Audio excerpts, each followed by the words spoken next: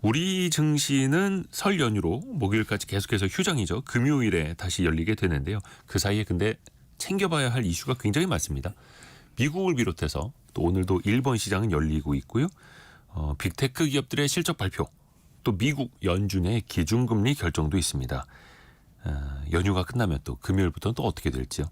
개미스쿨 시간 신영증권 리서치센터 김학균 센터장과 함께합니다. 안녕하세요. 네, 안녕하십니까? 예전에 애널리스트 분들 그래도 연휴에는 쭉 쉬었는데 요즘에는 해외 시장도 있고 네. 해외 주식 하시는 분들도 많아서 오롯이 네. 다 쉬시기가 또 쉽지 않죠. 아마 지금은 연휴 초반이니까 대부분 쉴 테고요. 이제 이번 연휴가 목요일까지니까 수요일이나 목요일쯤 되면 또 사무실에 또 몇 명씩 나오지 않을까 싶습니다. 그래서 또 한 주간 있었던 일 정리하고 네, 또 리포트도 또 발간하고. 그렇습니다. 어떻게 센터장님은 오늘 또 연휴인데 나오셔서 일단 너무 감사드리고요. 예, 저희는 좀 드물게도 예. 양력 과세를 해서 신정 때 이제 차례를 지냈습니다. 아, 댁에서는. 그러니까 뭐 저는 뭐 아주 편안한 그 휴일이니까 아유. 뭐 가볍게 왔습니다. 고맙습니다. 고맙습니다. 그 유가 얘기부터 좀 해볼게요. 최근에 이제 국제 유가 변동성도 좀 생긴 것 같고 일단 네. 국내 이야기를 해보면은 서울 지역 휘발유 가격이 1,800원을 넘어섰다고 합니다. 네. 꺾이질 않고 계속 오르고 있고요. 우리가 이제 기름이 안 나니까 우리가 휘발유 가격이나 이런 거는 수입해 오는 원유 가격 네. 또 수입을 해오기 때문에 환율이 중요한데요. 그렇죠. 지금 환율은 작년 말에 원달러 환율이 1,470원대에서 최근에 1,430원대까지 조금 떨어지긴 했습니다. 네. 근데 지금 우리가 주로 두바이 중동에서 이제 기름을 많이 원유를 수입하는데 이거 두바이유라 그러지 않습니까? 네. 지금 두바이유 유가는 지금 배럴당 80달러 선에서 이게 뭐 최근 작년 하반기 이후 최고 수준이니까 어쨌든 기름값이 높고 그래도 환율이 좀 원달러 환율이 떨어지긴 했지만 그래도 역사적으로 보면 지금 이 환율이 역대 한 세 번째로 높은 수준입니다. 그렇죠. 예, 외환위기 때 글로벌 금융위기 때 다음으로 높은 수준이다 보니까 이 수입해오는 그 원유 그래서 또 휘발유 기름 넘는데 굉장히 부담을 많이 느끼시지 않을까 싶습니다. 환율도 그렇고 국제 유가 자체도 여전히 높은 수준이고요. AI가 대답을 했나 보네요. 아, 네. 네. 휴대폰 헷갈리는 이제 AI 기능들도 있고. 트럼프 대통령이 이제 취임한 지 얼마 안 됐는데 딱 한 일주일 정도 됐네요. 사우디아라비아 그리고 네. 오펙 국가들한테 유가를 내리라고 내가 요구하겠다라고 공언을 했습니다. 네. 어떤 의도일까요? 뭐 여러 가지 의미가 있을 텐데 1차적으로는 일단 미국 자체가 최근에 트럼프가 당선이 되고 나서 최근 한 2주 정도 취임 전후에서는 이 화석연료 생산을 늘리겠다라고 하면서 미국의 그 서부 텍사스 중진료 WTI라고 하는 가격이 좀 조정을 받았습니다. 그래서 뭐 미국 입장에서는 인플레이션이나 이런 걸 생각하면 원유가 낮은 게 좋은데 실은 중동 국가들 입장에서는 상당히 과거에 미국이 셰일 오일을 캐내기 전보다는 좀 긴장도가 높아진 거거든요. 네. 사실 유가가 뭐 중동 국가들 입장에서는 자기들이 마음대로 조정을 하는 어떻게 보면 과점 체제였는데 미국의 셰일 오일이라고 하는 게 들어오면서 상당히 이제 원유 시장에서 그들의 주도권을 좀 잃었거든요. 그렇죠. 그래서 오펙이라고 하는 석유 수출국 기구 이런 회의가 중요도가 과거보다 많이 떨어졌기 때문에 제 생각에는 중동 국가 입장에서 작년인가 재작년에 이제 바이든 대통령이 사우디 갔다가 조금 홀대를 당하고 온 적이 있었거든요. 맞아요. 그때 인플레이션 심할 텐데 네. 중동 국가들 입장에서는 조금 트럼프가 뭐라고 한다고 하더라도 과거처럼 그렇게 이제 미국 말을 잘 듣고 그런 구조가 좀 아닌 것 같고 다만 이런 건 있겠죠. 지금 어쨌든 러시아가 지금 경제가 그래도 괜찮다고 합니다. 이게 이제 기름을 팔아서 그런 건데 제 생각엔 기름값도 기름값이지만 러시아에 제재를 해도 원유를 사가는 나라들이 되게 많습니다. 대표적으로 인도거든요. 우크라이나 러시아 전쟁이 발발한 이후에 인도의 대러시아 원유 수입량이 4배가 됐습니다. 네. 그러니까 인도라는 나라가 참 독특한 것이 이 군사적으로는 쿼드라는 걸 통해서 미국 또 그렇죠. 호주, 일본이 들어가네요. 일본, 인도 이런 군사 동맹을 맺고 있기도 한데 미국과. 근데 기름은 또 막 러시아에서 샀으면서 러시아의 경제 제재를 이제 좀 어떻게 보면 무력화시키는 그런 역할을 하고 있는데요. 인도가 전통적으로 비동맹 그 어떤 그런 전통이 있기는 하죠. 네. 과거에 이제 자본주의와 사회주의 블록이 나눠져 있을 때도 좀 이제 제3의 길을 추구했던 그런 역사적 전통이 있기도 하지만 네. 이제 미국 같은 나라가 이제 이런 얘기를 합니다. 왜 러시아 원유를 사냐? 러시아는 우크라이나를 침공한 무도한 나쁜 나라야라고 얘기를 하면 인도는 이제 이렇게 받아친다는 거죠.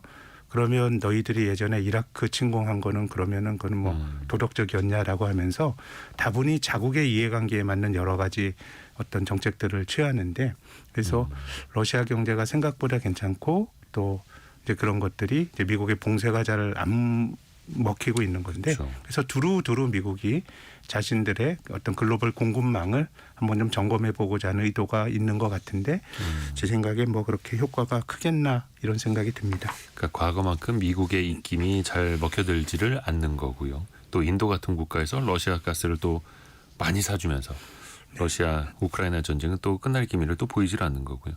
근데 트럼프 대통령이 또 공언을 했던 게 우크라이나 전쟁을 이제 종전하겠다. 네. 물론 이제 노벨 평화상이라든지 이런 것도 욕심내고 있다라는 말은 있습니다만 일단은 전쟁이 끝나면 그 자체로는 좋은 걸 텐데 중국에게도 좀 협력하라고 요구를 하지 않았습니까? 네, 네. 과연 중국이 화답을 할까요? 어떻게 보세요? 근데 그 뭐 중국과 러시아의 관계는 굉장히 역사적으로 근데 이제 좋은 관계가 아니었죠. 그래서 동서냉전 시대에 러시아의 전신인 소련과 중국이 사회주의 국가였지만 네.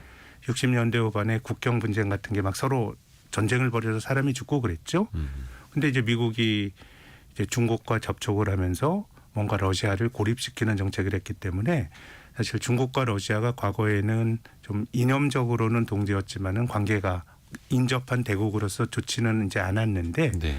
근데 지금은 오히려 미국이란 나라가 더 좀 주적이다라고 하는 생각들을 공유하고 있는 것 같긴 하거든요. 두 나라가 이제 우크라이나 러시아 전쟁이 벌어지기 직전에 이제 중국 시진핑 주석과 러시아 푸틴 대통령이 이제 상호간에 굉장히 긴밀한 어떤 협력을 다짐하는 이제 그런 이야기들을 했습니다. 그래서 뭐 중국도 어쨌든 뭐 큰 나라로서 분쟁에 대해서 자기가 어떤 좀 중재자 역할을 하고 싶은 뭐 그런 생각을 가질 수도 있는데 좀 제 생각엔 세상이 좀 분열된 거 아닌가. 앞서서 이제 러시아가 잘 그 경제 제재 서방의 경제 제재에도 불구하고 경제가 잘 돌아가고 있는 이유를 인도를 말씀드렸는데요. 네. 또 다른 축은 또 중국이 있는 것이거든요. 그래서 뭐 중국이 어떻게 나올지 모르겠습니다만은 미국이 중국을 굉장히 뭐 계속 밀어붙이고 있는 상황에서 중국이 과연 미국 뜻대로 뭐 행동을 해줄까라고 생각을 해보면은 저는 뭐 이제 트럼프 대통령이 중동에 가는 거나 아니면은 중국에 대해서 전쟁을 중재해 달라고 하는 거나 이런 것들이 먹히기에는 조금 미국의 정책 자체가 너무 배타적으로 바뀐 게 아닌가라는 생각을 합니다. 각국은 각자의 이해관계에 따라서 결정을 하게 되고 또 인구가 많고 이런 나라들은 또 힘이 있으니까요. 특히 이제 인도도 그래서 자국의 중심에 어떻게 됩니까? 어디에 치우치지 않는 외교를 또 계속해서 하고 있는 거고요.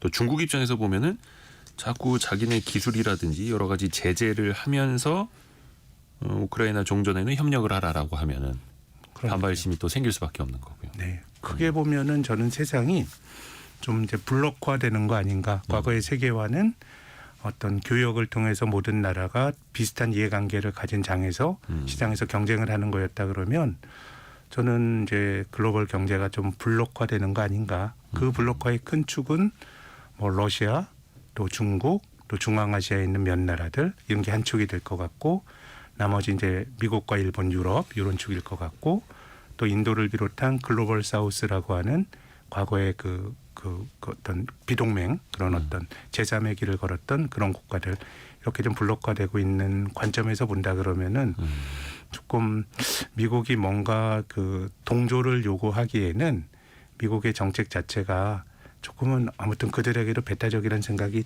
자꾸 듭니다. 네. 근데 어찌 됐든 간에 트럼프 대통령이 오펙이랑 그 중동 국가에 유가를 내리라고 내가 압박하겠다라는 소식에 일단 국제 유가는 조금 내리기는 했습니다. 그런 것도 있고요. 예. 오히려 저는 뭐 전기차에 대한 규제 이런 것들이 좀 큰 것 같습니다. 뭐 그런 거 안 하면 미국도 화석 연료를 써야 되는 거잖아요. 네. 그래서 지금은 트럼프 당선 이후에 미국의 셰일 오일의 증산이 늘어날 거다라고 하는 기대가 굉장히 크기 때문에 이제 중동 국가에 대한 어떻게 보면 좀 요구와 더불어서 미국 내 화석 연료 생산 증가에 대한 어떤 기대감도 최근에 유가에 투영이 된 것 같고요. 그래서 1차 트럼프 집권기 때 2017년부터 2020년까지 집권했던 1차 트럼프 집권기 때 전체적으로 주식시장이 2018년은 굉장히 안 좋았지만 그 4년에 걸쳐선 좋았는데 그 4년 동안의 주가가 50% 떨어진 미국의 주가 지수가 있습니다. 그게 미국의 에너지 지수거든요. 아하. 그러니까 전체적으로 화석연료 중심으로 간다라고 하지만은 이게 이제 증산이 되고 그렇죠. 또 그것이 이제 공급이 많아지고 중동과는 또 서로 간에 또 이제 경쟁을 하고 사우디 같은 경우는 오히려 이것 봐라라고 하면서 셰일 오일을 미국의 오일 메이저들을 공격하기 위해서 또 증산을 하고 뭐 이런 구도들이 만들어졌기 때문에 4년 지나고 나서 이게 또 우호적으로 관계가 바뀔 거냐? 저는 그렇게 볼 만한 근거들은 별로 없는 거 아닌가 생각합니다. 앞에서도 말씀하셨습니다만 조 바이든 대통령 당시에는 사우디에 갔다가 약간 멸시까지는 아닙니다만 좀 이제 냉대를 받았었고요. 네. 근데 과연 트럼프는 다를 것이냐? 또 트럼프는 여러 가지 이제 무역적인 걸로 사우디랑 뭔가 또 딜을 할 수 있지 않을까 이런 전망들은 나오더라고요. 네, 뭐 사우디가 어쨌든 그 기름 팔아서 돈을 많이 버는 나라니까 네. 미국으로부터 수입을 하고 뭐 그런데 좀 뭐 이걸 뭐 제가 어떻게 될지 말씀드리기는 어렵지만 바이든 때보단 상황이 더 나쁜 것 같아요. 아, 더 나쁘다고요? 미국 협상한 입장. 바이든은 그래도 신재생이라고 하는 거를 도모했고 예. 미국에서 더 이상 물론 이제 환경 단체들은 바이든 정부가 셰일 오일이나 셰일 에너지에서 충분히 규제하지 않았다라고 비판을 하지만 네. 그래도 바이든은 신재생이고 미국에서 화석연료를 파내는 거는 반대하는 입장이었거든요. 예. 근데 그런 입장에서 재작년에 인플레이션이 막 생기니까 어쨌든 전체적으로 가격을 낮춰야 되기 때문에 어떻게 보면 이제 그 산유국들 중동 산유국들의 협력을 요청한 거거든요. 네네네. 근데 실은 최근에 2020년에 뭐 국제유가가 마이너스까지 가고 2015년 16년에 국제유가가 배럴당 30불까지 떨어지고 했던 거는 저는 그 구조적인 요인은 미국의 오일 증산이거든요. 근데 그 트럼프 행정부는 기본적으로 오일을 더 생산한다라는 입장이거든요. 네. 그러면은 제 생각에는 중동과의 관계에 있어서 요구를 얻어낼 가능성은 저는 훨씬 더 낮다고 봅니다. 오히려 더 경쟁 관계가 되니까요. 그럼요. 자기네들은 셰일 오일 더 퍼내서 더 많이 팔아 먹으려고 하면서 네. 왜 우리한테는 뭐 가격 내리라고 해 막 이런 식으로. 그럴 수 있죠. 바이든은 어쨌든 외부적으로는 셰일 오일이라고 하는 게 환경도 좀 많이 파괴하고 뭐 이런 측면들이 있기 때문에 이것을 장려하는 정권은 아니었거든요. 네네네. 근데 그 화석 연료를 중시하는 트럼프 대통령이 집권하고 나서 중동과 대화하는 거는 제 생각에는 대화의 지렛대가 훨씬 더 약한 거 아닌가. 물론 이제 트럼프라는 사람이 좀 이제 파격적인 비즈니스맨 기질이 있기 때문에 뭐 어떤 파격이 나올지 이거는 저희들이 속단하기는 어렵습니다만은 구조 자체는 중동이 미국의 그 어떤 상황에 대해서 손을 들고 환영하기는 좀 힘든 상황이라고 저는 봅니다. 트럼프 대통령이 취임 직후에 내가 내리라고 하겠다라고 공언한 그 두 가지 중에 하나가 국제 유가, 네. 유가였고 또 하나는 미국의 금리입니다. 네. 그 압박에 대한 이야기는 뒷부분에 별도로 더 여쭤보겠고 일단은 우리 시간으로 목요일 새벽에 미국 연준 네. 통화정책회의 FOMC 결과가 나오죠. 이번에는 거의 동결할 가능성에 무게를 많이들 두더라고요. 네. 지금은 금리를 낮추기에는 미국의 소비자 물가지수가 지난 12월 소비자 물가지수가 2.9%까지 전년 동월비 지금 올라가고 있거든요. 네. 핵심 소비자 물가지수는 여전히 3%대라 그러면은 금리를 낮출 명분이 연준 입장에서도 좀 너무 약한 것 같습니다. 경제도 굉장히 비교적 그 안정적인 상황이기 때문에 그래서 이번에는 오히려 연준의 기본적인 어떤 시각이 이제는 금리를 낮추는 것보다는 좀 높아지는 인플레이션에 대해서 좀 경계 심리를 가질 가능성이 높고요. 그리고 또 뭐 여러 가지 얘기가 나옵니다만은 어쨌든 트럼프의 정책 자체가 어쨌든 인플레이션을 조금 더 자극할 여지도 있기 때문에 연준이 금리를 낮추는 선택을 하긴 힘들 거라고 봅니다. 조금 더 지켜보자라고 네. 할 수도 있겠고요. 파월 의장도 여러 차례 이야기를 한 것처럼 데이터에 따라서 결정하겠다라고 하는데 그러면 이제 그 기저에 어떤 데이터들이 어떻게 나오는지도 봐야 되겠죠. 지난해 4분기 미국의 GDP 속보치 네. 또 지난달 미국의 개인 소비 지출 PCE 물가 지수가 나옵니다. 어떨까요? 뭐 전체적으로 지금 시장의 이코노미스트의 추정치가 꺾이지 않습니다. 미국 경제에 대해서 이 그 성장률을 추정하기 위해서는 뭐 ISM 제조업 지수가 성장률을 추정하는 선행 지표쯤 되고요. 네. 고용이라든가 뭐 이런 걸 볼 텐데 지금은 작년 전체적으로 미국 경제가 한 2.7% 정도 성장하는 쪽으로 나올 가능성이 높고 4분기 성장률도 꺾이지 않고 있고요. 그래서 개인 소비 지출 PCE 물가는 지금 2%대 중반에서 조금 뭐 유지가 될 것 같은데 전체적으로 보면은 경제는 괜찮고 물가는 아직 안심하기 어렵고 이런 정도의 어떤 그 지표가 나올 가능성이 높다고 봅니다. 그래서 지금과 같은 통화정책 기조 그리고 섣불리 막 인하를 하지도 못하는 그런 상황이 이어지는 거죠. 또 한켠에서 보면은 그것만으로도 막 너무 뜨겁지도 않고 차갑지도 않은 골디락스 또 이렇게 또 해석을 할 수도 있겠죠. 제 생각에는 예. 이걸 골디락스라고 하면 안 될 것 같아요. 그래요? 명확히 뜨겁죠. 왜냐하면 미국이 2008년 이후로 물가 상승률이 사실 2%가 채 안 돼 가지고 어떻게 보면 이 코로나 팬데믹 직전에는 고압 경제 이런 얘기도 나왔거든요. 네. 경제의 어떤 성장의 그 동력을 높여가지고 어느 정도 높은 물가를 유지해야 된다라는 정도가 말 나올 정도로 그랬는데 밀어 올리는 당시. 네. 상당히 높은 물가를 일시적으로 용인해야 된다라고 주장을 했는데 예. 근데 지금은 그 헤드라인 그 모든 지표들이 다 들어가는 항목의 물가 상승률이 3%에 근접하고 있다라고 보면 네. 이건 물가로 보면은 제 생각에는 안정이 됐다고 말하기는 어렵고요. 그리고 다른 측면에서는 결국 경제 성장률인데요. 네. 우리나라가 선진국 중에서는 성장률이 비교적 높은 나라입니다. 높은 나라인데 작년과 재작년에 미국보다 2년 연속 성장률이 낮았어요. 재작년에 2.9, 작년에 2.7. 그러면 이제 미국 경제의 그 잠재 성장률이 뭐 지금 한 2% 내외 조금 낮게 보는 사람들은 1.8, 1.8에서 2% 사이라고 보면 작년과 재작년은 너무 경제가 뜨거웠고요. 이런 상황이라고 보면 중앙은행이 금리를 좀 낮추기에는 좀 부담스러워. 굉장히 부담스러운 다시 또 인플레이션을 자극하지 않을까라는 걱정을 할 수밖에 없는 상황인 것 같습니다. 그래서 말씀하신 게 명확히 미국 경제는 뜨겁다라는 거고요. 그런 뜨거운 상황에서 기준금리를 또 인하하기도 부담스러운 상황이고. 그래서 파월 의장도 지난 연말에 이야기를 할 때도 또 점도표를 통해서도 기존의 2025년 4번 금리 인하에서 네. 2번 정도로 좀 수정을 하지 않았습니까? 그렇습니다. 그 기존은 이번에도 그러면 이어갈 가능성이 높겠네요. 네, 물론 이제 점도표가 작년도 시작할 때 2024년 1월 시점에서는 네.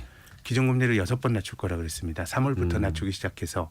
근데 금리를 9월부터 낮추기 시작해서 0.25%포인트씩 6번 낮추는 거라 그러면 1.5%포인트 낮추는 게 작년 초의 기대치였는데 네. 금리 인하 횟수는 3번이지만 1%포인트를 낮췄죠. 한꺼번에 0.50 낮춘 적도 있었으니까요. 그래서 이제 점도표라고 하는 게 굉장히 어떻게 보면 잘 바뀌는. 3개월마다 바뀌는. 네, 3개월마다 미국의 그 금리를 결정하는 FOMC 연방공개시장위원회 그 멤버들이 자기들이 생각하는 금리를 찍는 겁니다. 앞으로 올해 연말 금리 어떻게 되고 장기 금리 어떻게 되고 찍는 거기 때문에 이걸 이제 점도표라고 하는데요. 이제 이거는 상황의 산물이기 때문에 너무 이걸 뭐 아주 고정된 연준이 시장에게 우리 이렇게 할 거야라고 고정된 약속된 값으로 해석하면 안 되겠지만 예. 그래도 12월에 점도표가 나온 이후에 이들의 입장을 바꿀 만한 그런 중대한 상황의 변화는 없었기 때문에 일단은 그런 흐름들이 더 이어질 거라고 봐야 되지 싶습니다. 사실 2번이라고 하는 거는 1년에 FOMC 회의를 8번 하거든요. 네. 이거는 특별하게 어떤 입장을 정한 게 아닙니다. 1년 동안 2번이니까 상황 보면서 하겠다는 거니까 굉장히 좀 운신의 폭을 넓혀 놓은 점도표라고 봐야 되고요. 그래서 이제 말씀하신 것처럼 경제 지표에 따라 데이터 디펜던스하게 이들이 의사결정을 내릴 텐데 지금 시점에서는 금리를 낮출 만한 명분이 별로 없는 것 같습니다. 근데 또 3월로 가면은 또 그때 당시에 경기 판단 또 그때 당시에 찍어주는 점도표가 또 어떻게 바뀔지 지켜봐야 되는 거고요. 그렇습니다. 그래서 그때까지 나오는 또 데이터들도 유념해서 봐야 되는 거고요. 근데 앞에서도 살짝 이야기를 한 것처럼 이제 변수는 트럼프 대통령이 될 수도 있습니다. 네. 예전에는 이제 제롬 파월 의장을 내가 해임시켜 버리겠다 이런 이야기도 있었죠. 지난 네. 1기 집권 때 네. 본인이 지명해서 연준 의장으로 앉혔습니다만 이제 임기가 한 1년 4개월 정도 남았더라고요. 제롬 파월 의장이 26년 5월까지던데 어떻습니까? 트럼프 대통령이 더 노골적으로 금리 인하를 또 압박할 수도 있겠죠.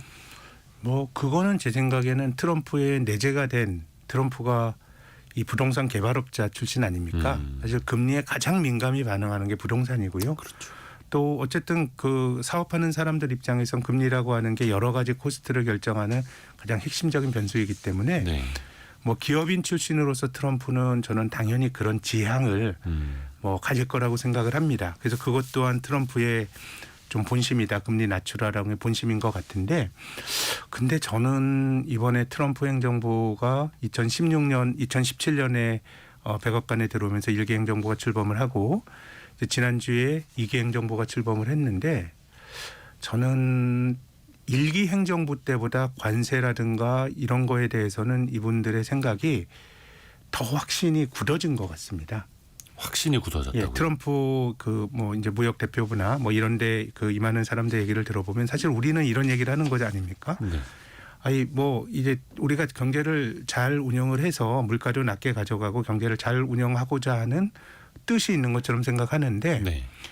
이번에 그 미국 무역 대표부 대표가 될 거라고 봤지만 이제 안 되고 그 사람이 어떻게 보면 이제 비서 출신인 미국 무역부 대표부 USTR 대표가 됐는데 로버트 라이트하이저라고 하는 네. 트럼프에게 굉장히 영향을 많이 미치는 미국의 보호무역주의자 이제 이런 얘기를 합니다. 네. 이제 우리가 너무 경제적 효율성이나 낮은 물가만 생각하면 안 된다. 다소 불편하더라도 우리는 미국의 어떤 제조업이라든가 이런 걸 생각하는 게 이제 맞다. 이런 주장을 하기도 하고요. 또 한편으로는 이런 얘기를 합니다. 유통자본에 대해서도 굉장히 적대적인 의사를 내비치는데요. 유통자본이 싼 물건 수입해서 싸게 판다는 거예요. 네. 그래서 저는 지금 트럼프 행정부에 뭐 트럼프의 생각, 트럼프가 직접적으로 말하진 않았지만 아하. 주변에 있는 사람들 얘기를 들어보면 어떻게든 우리가 경제를 잘해서 이것이 물가를 자극하지 않아가 아니고 물가를 자극하더라도 이걸 우리가 감내해야 된다라고 주장을 하는 그런 것들이 좀 많이 느껴지고요. 그리고 이제 이거는 약간 좀 결이 다른 얘기일 수도 있습니다. 말씀드리고 싶은 게 이제 우리가 미국과 FTA를 맺고 2016년도 이제 트럼프가 대통령이 당선됐을 때 우리가 FTA 한미 FTA를 2007년도에 이제 타결을 받죠. 네. 미국 의회에서 비준된 건 몇 년 후지만은 우리는 미국과 FTA 맺어서 한국은 그래도 괜찮을 거야 생각했는데 이미 트럼프 1기 행정부 때 2019년에 한미 FTA 재협상을 했죠. 네. 그래서 우리가 FTA에서 가질 수 있었던 수혜 중에 하나가 한 40% 되는 미국의 트럭 시장에 우리가 무관세로 들어가는 그걸 사실은 기대했는데 그거를 2040년으로 아하, 한참 뒤로. 밀어버렸죠. 그건 이제 예. 트럼프 1기 때 한 일이고 예. 요즘 제가 좀 범상치 않게 들리는 게 ISDS라고 하는 투자자 국가 소송 제도라는 게 있습니다. 이게 각 나라가 FTA를 맺었을 때 한 나라가 특정한 기업에게 부당하게 대우하면 이 기업이 그 국가를 대상으로 소송을 거는 겁니다. 그렇죠. 근데 한미 FTA 논의가 될 때 이게 우리 한국 입장에서는 독소 조항으로 거론이 많이 됐어요. 이거 잘못하면 미국 기업들이 한국 정부 상대로 소송해 가지고 공격을 할 거다라고 그랬고 실제로 외환은행 인수의 네. 결부가 됐던 미국계 사모펀드 론스타가 네.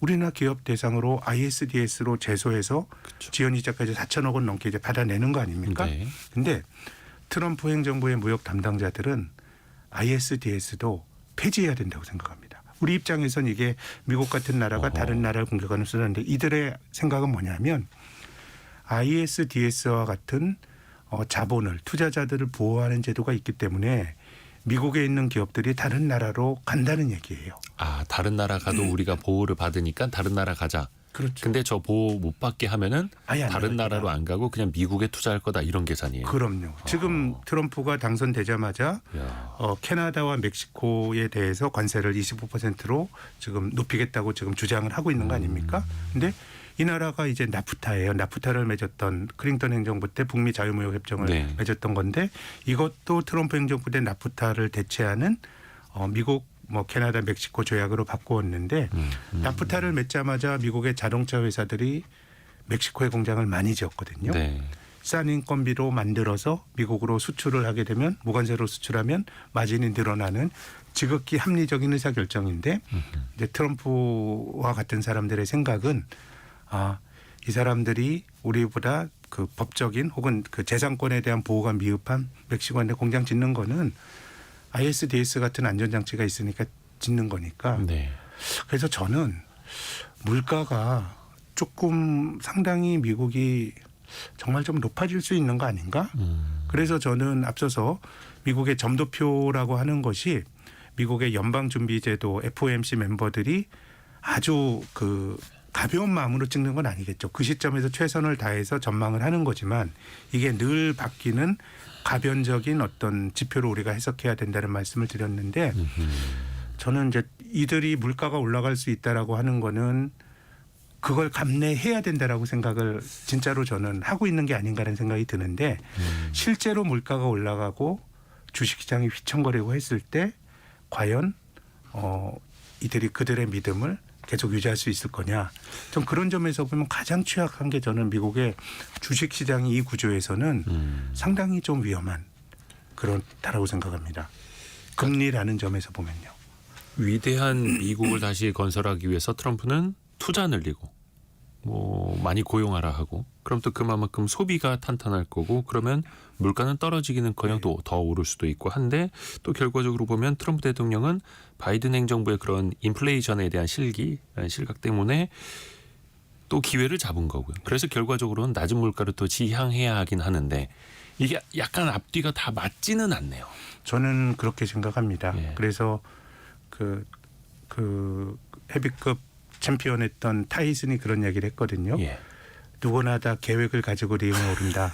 근데 펀치 한 방 맞으면은 예, 바뀌고. 생각이 바뀐다라는 건데 예. 트럼프가 지난주에 다보스 포럼에서 예. 금리를 낮춰야 된다라고 하는데 예. 장기 금리로 올라갔어요. 그럼 지금 채권 시장의 반응이 뭐냐? 지금 그 어떻게 보면 트럼프는 파월을 압박해서라도 금리를 낮춰야 된다라고 주장할 수가 있죠. 네. 근데 파월은 금리를 작년 9월부터 낮추었습니다.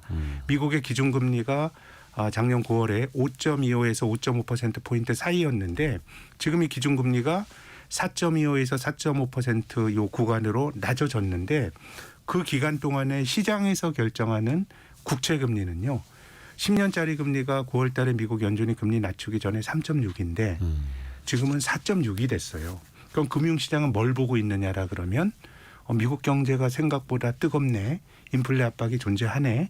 또 그 한쪽에서는 트럼프의 정책이 인플레이션을 자극할 수 있네.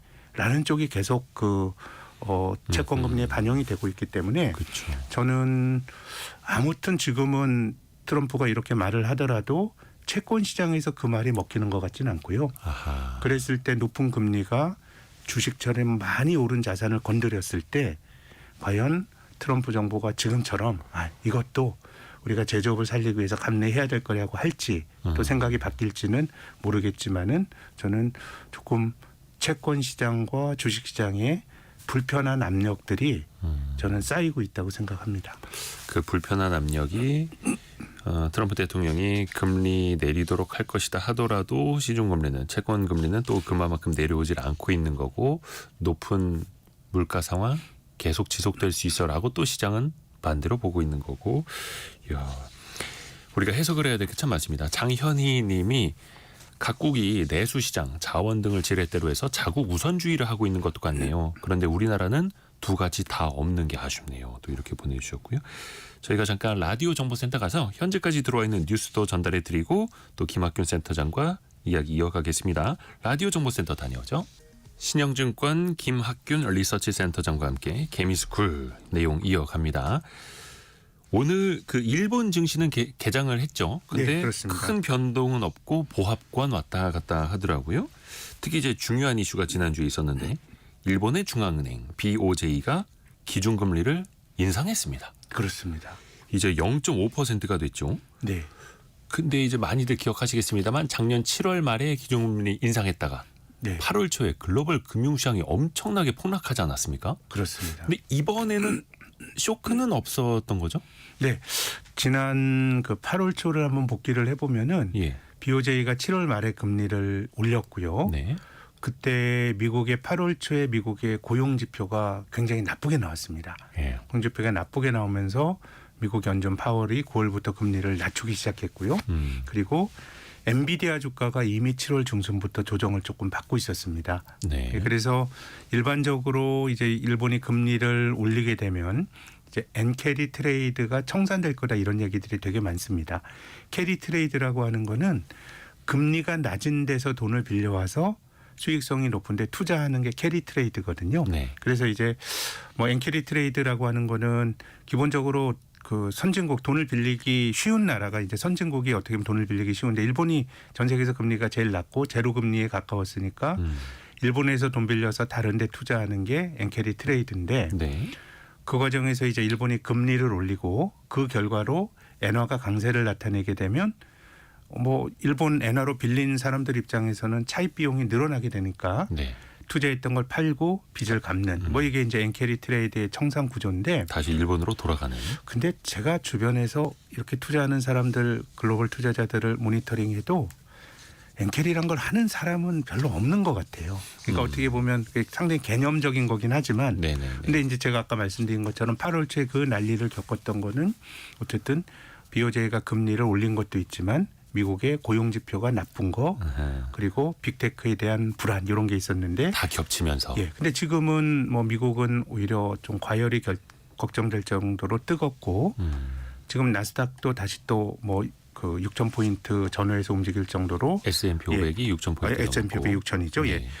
기술주들의 흐름이 괜찮기 때문에 제 생각에는 그때보다는 조금 반응이 뭐 그때와 같은 그런 좀 부정적인 반응은 좀 없는 것 같습니다.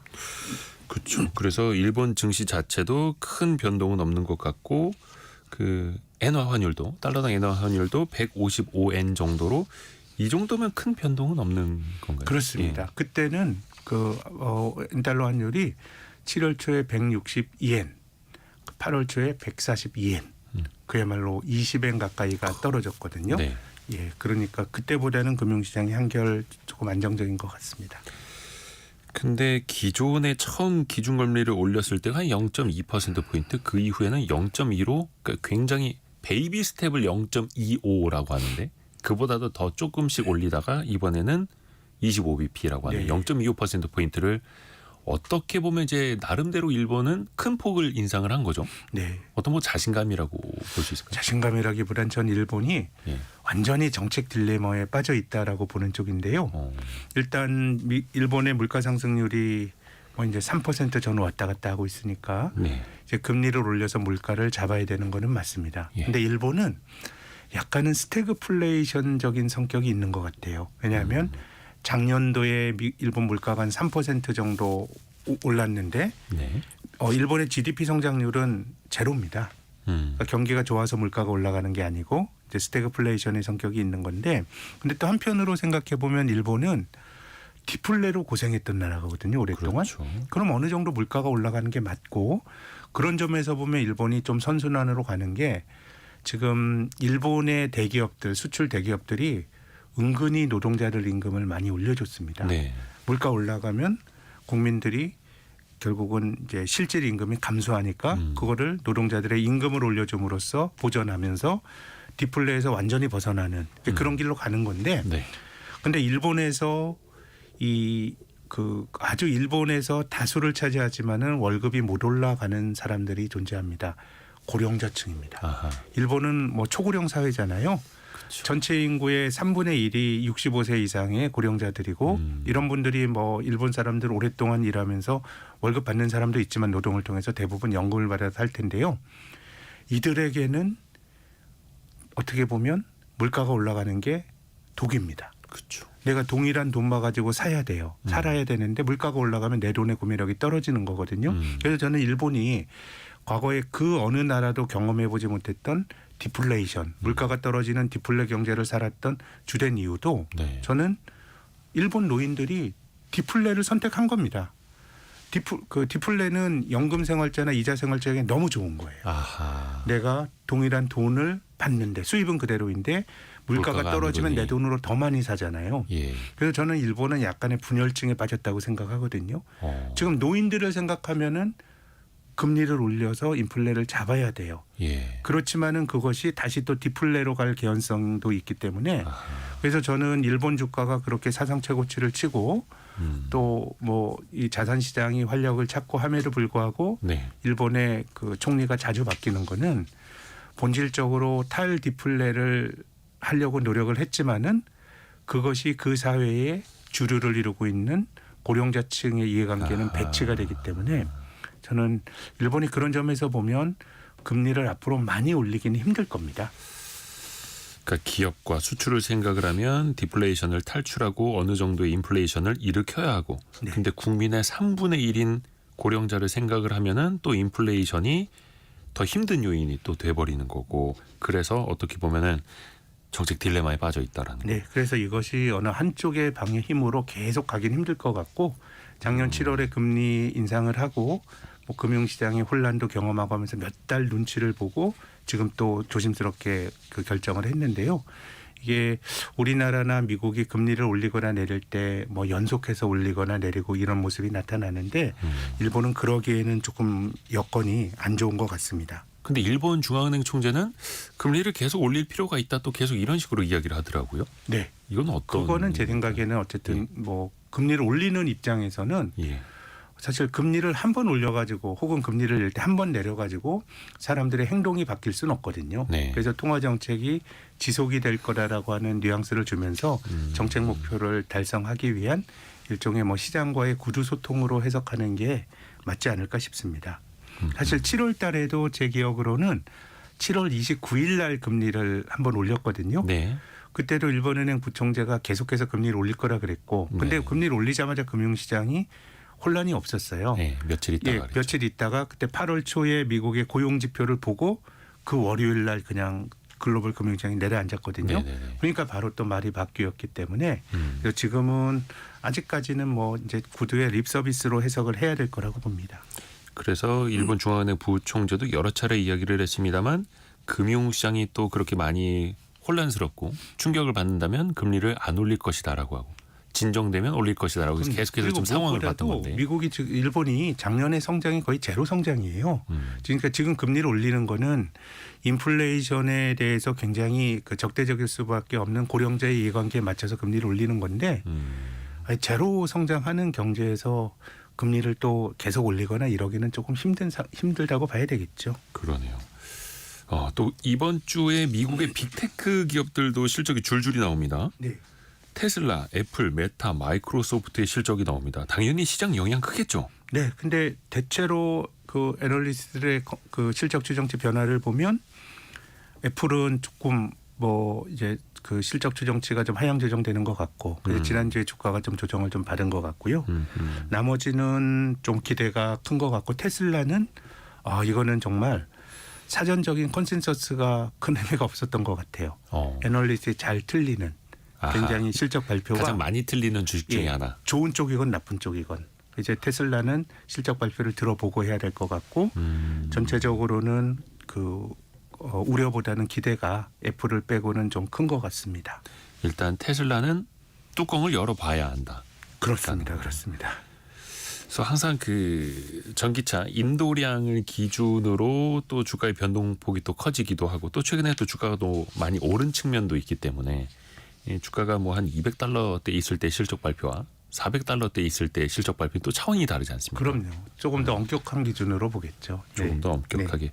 애플 같은 경우에는 이제 중국 쪽에서 판매가 너무 부진하다. 네. 신제품도 혁신이 없다. 최근에 그런 좀 혹평을 굉장히 많이 받더라고요.